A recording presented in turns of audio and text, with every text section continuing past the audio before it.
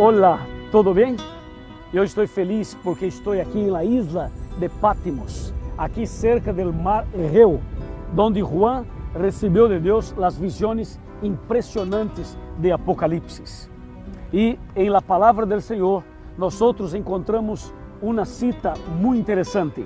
Apocalipse capítulo 1, versículo 10 e 11.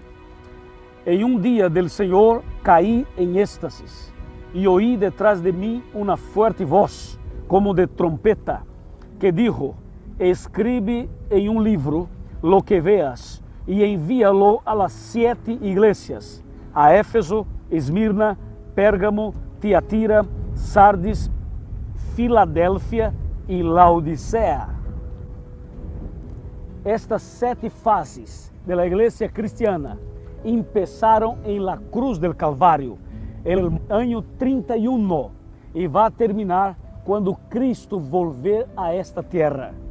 Um dia intentaram destruir nossa esperança, pero Cristo é nossa esperança.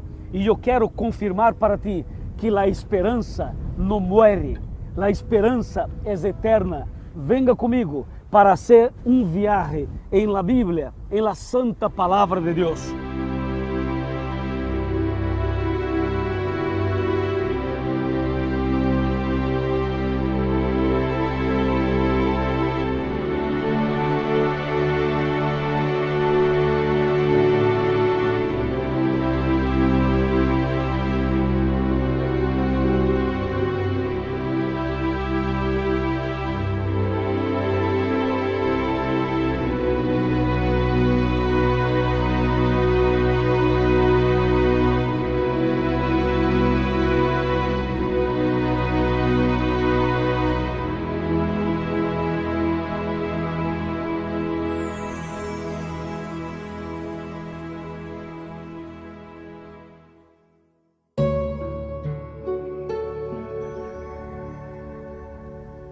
Eu estou chegando agora da isla de Patmos e agora estou aqui em Roma, cerca do Coliseu e cerca do Arco de Constantino, a porta de entrada de Constantino. Amigo, estou aqui para continuar o tema que a esperança não muere. Claro, não muere, ¿por quê? Porque a esperança é Jesus. Pero agora temos que fazer um estudo para ter uma visão panorâmica general de las 7 fases da igreja cristiana. E vamos a começar por Éfesos. Vamos aqui a fazer um recorrido por Apocalipse 1, 2 e 3.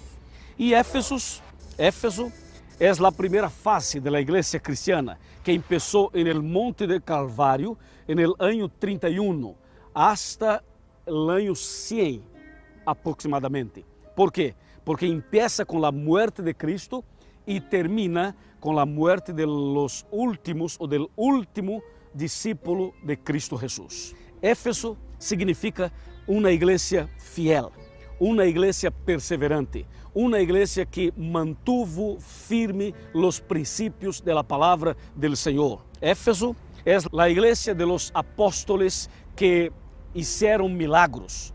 Quando en el Pentecostés los apóstoles predicaram com poder e solamente Pedro, em um sermão, levou ao bautismo aproximadamente 3.000 pessoas. Estou falando de Éfeso, uma igreja poderosa, uma igreja fiel, uma igreja que seguiu, que mantuvo firme seus pés em los 10 mandamentos, em la guarda del dia del Senhor, el dia sábado. Assim que Éfeso é a igreja del sueño de Deus. E terminou aí por volta do ano 100. E depois começou Esmirna. Esmirna é o período de la persecução e martírio, quando a igreja mantuvo firme os princípios, pero passou por uma terrível persecução. Como está escrito em Apocalipse capítulo 2, versículo 10. No tengas nenhum temor de lo que vas a padecer. El diablo ha de enviar a alguno de vosotros a la cárcel, para que seas probados, e tendréis tribulação de 10 dias. sé fiel hasta la muerte y yo te daré la corona de la vida. Entonces, Esmirna es un período de tribulación. Y este período de tribulación empezó con este líder por nombre Diocleciano, que empezó ahí una obra terrible contra los cristianos. Pero terminó ahí más o menos por volta de 313, 323, por ahí termina la persecución y termina la fase de Esmirna. Y después llegamos al período de Pérgamo. Pérgamo representa la fase cristiana desde 313, 323 hasta más o menos ahí 538. Este es el período interesante de la historia, como está aquí en la Biblia, en Apocalipsis capítulo 2, versículo de 12 hasta el versículo 17. Pérgamo foi um período de compromissos, de alianças, quando a igreja e o Estado se uniram, quando política e religião se uniram, deram as manos. E esta fase, este período, representou um peligro para a igreja cristiana. Por quê? Porque Constantino disse que havia aceptado a Jesus, que agora era um cristiano, que teria se convertido e tal. E eu estou aqui nesse lugar onde viveu Constantino, pero Constantino não se convertiu. Foi mentira, foi uma estratégia para solamente ter o apoio de los cristianos. E em la verdade, então Pérgamo representa o período em que um decreto foi hecho por Constantino e o bispo Eusébio. Este decreto é um decreto que cambiaria o dia do Senhor de sábado para o primeiro dia da semana, que futuramente seria chamado de domingo.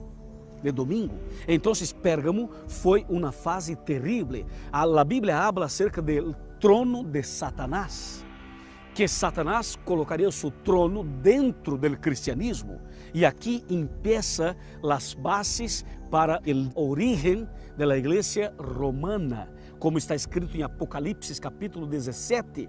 Apocalipse capítulo 17 habla acerca de uma mulher, uma ramera, que é um símbolo da igreja romana que cambiaria e que haria prostituição com a verdade de Deus. Então, Pérgamo foi o período em que o diabo trabalhou de uma maneira inteligente. Ou seja, acabou a perseguição, pero começou um cambio com alianças e com compromissos. Pero isto passou, terminou em 538. E depois, aí vem o quarto período da igreja cristiana, o período de Tiatira, que começa em 538 e termina em 1798. Esse período que inclui, em la verdade, a Idade Média. Este período de Tiatira é um período em que os cristianos passaram por uma perseguição terrível.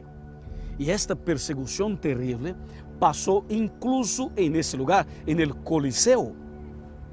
Foi o período em que o bispo de Roma passa a ser o Papa, assume o poder papal. E este poder político religioso assume o controle das coisas. E esse domínio da igreja romana e do poder papal hace com que os cristianos enfrentem e passem por la maior perseguição da história. É o período chamado de Santa Inquisição, que não tinha nada de santa, pero passou e em 1517 Deus levanta Martinho Lutero para começar a reforma protestante. Ou seja, todo lo que foi echado por terra em Tiatira, a partir de 1517, Deus começa a fazer uma restauração, uma reforma. E esta reforma é o período de Sardis. Sardis representa el período de los reformadores de los puntos bíblicos que fueron simplesmente olvidados por los hombres. E depois de Sardis, aí temos Filadélfia, que representa o período de reavivamento, quando homens e mulheres de Deus começam a estudar as profecias de Daniel e Apocalipse. E aí se destaca a figura de Guillermo Miller. Guillermo Miller, então, foi usado por Deus para fazer um estudo profundo de Daniel 8:14, de las 2.300 tardes e manhãs. Não foi solamente Guillermo Miller, pero outras pessoas mais. Agora, eles chegaram a uma conclusão de que Cristo volveria à Terra em 22 de outubro de 1844. Pero Cristo não volvió, Cristo não vino. ¿Por quê? Porque não está escrito na Bíblia que Cristo volveria em 1844. Pero a profecia de Daniel 8:14 apontava para 1844. Pero Cristo não volvió. Algo passou. Havia um erro. Passou uma decepção total, e muitas pessoas abandonaram a fé, abandonaram a Bíblia, abandonaram a igreja, e solamente um grupo se mantuvo firme em la fé. E este grupo dá início à igreja de Laodicea, à última fase da igreja. E esse grupo continua a ser estudos profundos das profecias. E este grupo deu origem à igreja adventista del sétimo dia, que em la Bíblia se chama Laodicea. E Laodicea, este grupo de irmãos, continuaram estudando a Bíblia e chegaram a uma conclusão de que o que passou em 1844 foi outra coisa. Cristo estava passando do lugar santo para o lugar santíssimo, do santuário celestial. Não seria sua segunda venida. E então, Cristo agora empieza o trabalho de advogado, de mediador para com nós. E eu compreendi, eu entendi em la Bíblia e tomei minha decisão. Eu tomei uma decisão de ser adventista. E agora eu sou adventista e sou pastor da igreja adventista.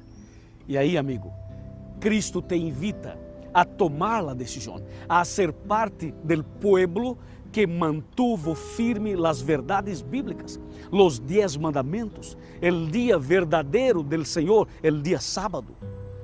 Hoje há um chamado para ti. Cristo disse em sua palavra que tem muitas ovelhas que todavia não fazem parte de sua igreja, pero Cristo está invitando-te, está chamando-te, está sendo chamado para que tu haga parte deste grupo, desta igreja, deste pueblo. Em Juan capítulo 10, versículo 16, Cristo habla de que tem outras ovelhas que todavia não estão neste aprisco, pero tem que venir.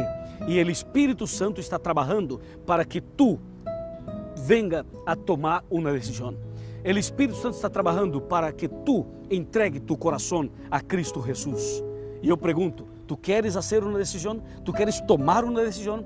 Tu queres ser parte desta igreja verdadeira que começou desde o jardim del Edén e depois em la cruz del Calvário hasta hoje, hasta a segunda venida de Jesus? Sim? Sim ou não? Amém? Claro que sim. Então, se essa é tu decisão, eu quero orar por ti, eu quero clamar a Deus por tu decisão e por tu entrega. Amém? Que te parece? Vamos a orar? Vamos a orar. Padre querido, graças, alabado seja tu nome. Em tus manos de amor eu entrego esta pessoa, esta família, para que esta decisão seja verdadeira, permanente, e que quando Cristo volver a esta terra, esta pessoa esteja preparada para viver para sempre contigo. Alabado seja tu nome uma vez mais. Em nome de Jesus. Amém. El Señor te bendiga y te guarde. El Señor haga resplandecer su rostro sobre ti y tenga misericordia de ti, de ti. El Señor hace sobre ti su